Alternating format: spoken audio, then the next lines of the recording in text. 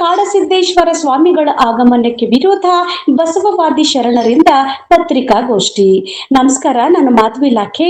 MTV ವೀಕ್ಷಕರಿಗೆ ಸ್ವಾಗತ.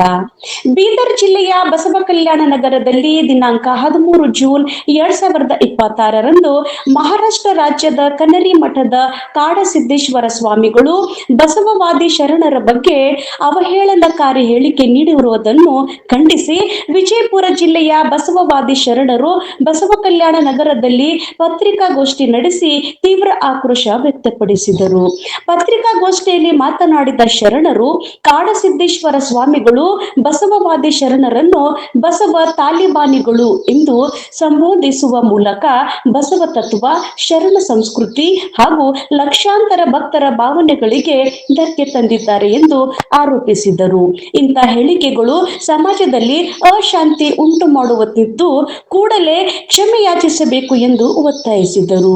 June 28ರಂದು Basava ಕಲ್ಯಾಣಕ್ಕೆ ಕಾಡಸಿದ್ದೇಶ್ವರ ಸ್ವಾಮಿಗಳು ಆಗಮಿಸುವ ಕಾರ್ಯಕ್ರಮ ನಿಗದಿಯಾಗಿರುವ ಹಿನ್ನೆಲೆಯಲ್ಲಿ ಅವರಿಗೆ ನಗರ ಪ್ರವೇಶ ನೀಡಬಾರದು ಎಂದು ಸರ್ಕಾರ ಹಾಗೂ ಜಿಲ್ಲಾಡಳಿತಕ್ಕೆ ಮನವಿ ಮಾಡಿದ್ದರು.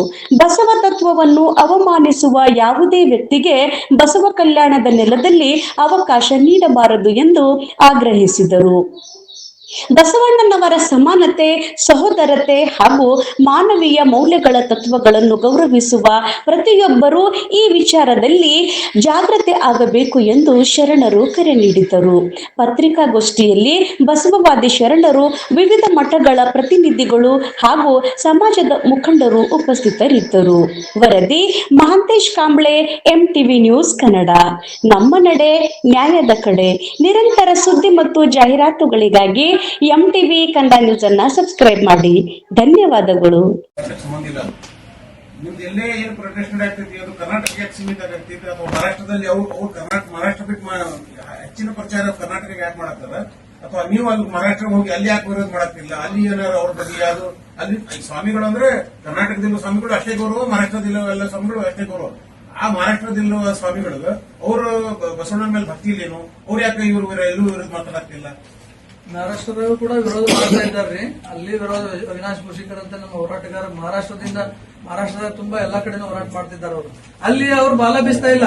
ಇಲ್ಲಿ ಏನಾಗಿದೆ, ಕನ್ನೇರಿ ಸ್ವಾಮಿಗಳ ಕರ್ನಾಟಕದಲ್ಲಿ ಯಾಕೆ ಬಾಲ ಬೀಚ್ಲಾಕತ್ತಾರ ಅಂದ್ರೆ ಆ ಬಿಜೆಪಿ RSS ಅವ್ರಿಗೆ ಒಂದೇನೋ ಎಂಜಲು ತೋರ್ಸೋದತ್ತ ನನಗೆ ಅನಿಸ್ಲಾಗತ್ತೈತಿ. ಏನಂದ್ರೆ ಉತ್ತರ ಪ್ರದೇಶ ಮಾಡಲ್ ನಂಗೆ ನಿನ್ಗೇನೋ ಯೋಗಿ ಮಾಡ್ತೀನಿ ಅಂತ ಹೇಳಿ, ಯೋಗಿ ಗತ್ಲೆ ನಿನಗೂ ಮುಖ್ಯಮಂತ್ರಿ ಮಾಡ್ತೀನಿ ಅಂತ ಏನೋ ಒಂದು ಹೇಳ ಸೋಷಿಯಲ್ ಮೀಡಿಯಾದಾಗ ನೋಡಿದಂತ ವಿಚಾರ.